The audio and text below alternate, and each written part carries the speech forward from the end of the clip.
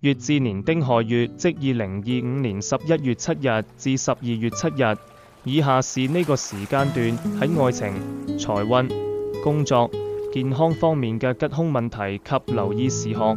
愛情方面吉凶問題，乙至年丁亥月可能會帶嚟一啲情感上嘅波動同變化。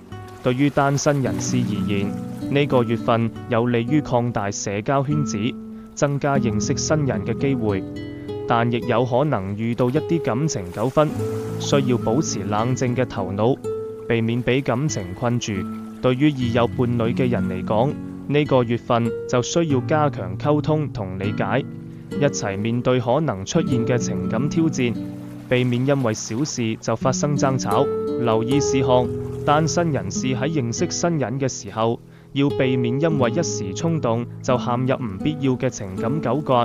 要保持理性同冷靜，深入了解對方之後，先再做決定。有伴侶嘅人要多同伴侶溝通，尊重對方嘅想法同感受。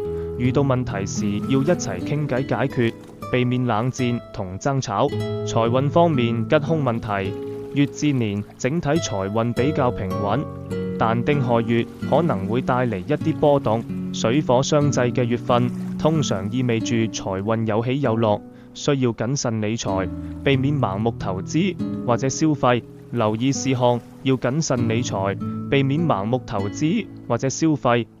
可以考慮一啲同朋友或者合作夥伴一齊投資嘅項目，但要留意控制風險，同時要注意避免過度消費，保持理性嘅消費觀念。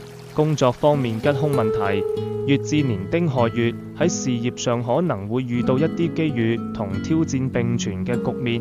木火相生之年，有利於創新思維同項目嘅推進，但亦需要注意避免過於急躁同衝動。丁亥月嘅水火相濟，就提示喺面對挑戰時要保持冷靜同理智，善用自己嘅洞察力同判斷力去把握機遇。留意事項：對於普通職員嚟講，要避開冇意義嘅消耗。如果任務超出職責範圍，而且冇明確回報，可以合理拒絕。對於可以提升技能嘅任務，就算辛苦都可以接落嚟。完成之後，主動找領導復盤成果。管理者要化解七煞內耗，啟動正官權威，明確規則嘅同時，注重情感溝通，借勢調和矛盾。健康方面吉凶問題，乙至年丁亥月需要注意保持身心平衡，避免過度勞累同壓力太大。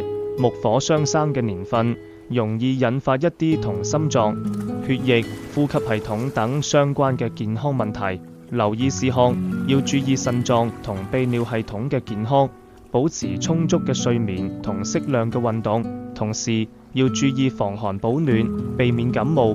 此外，仲要注意肝臟同神經系統嘅健康，避免過度勞累同情緒激動。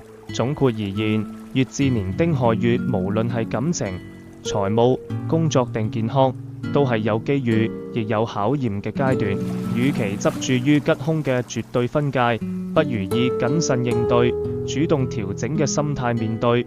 愛情裏多份體諒，理財時多份審慎，工作中多份規劃，健康上多份關照，自然能更好順應呢個月嘅變化，將挑戰轉化為穩步前行嘅助力。如果覺得呢啲提醒有用，不妨點個讚，收埋慢慢參考，亦都可以分享俾身邊有需要嘅朋友，一齊好好應對呢段時間嘅大小事。今日嘅故事就講到呢度，大家記得點讚、收藏、分享，拜拜。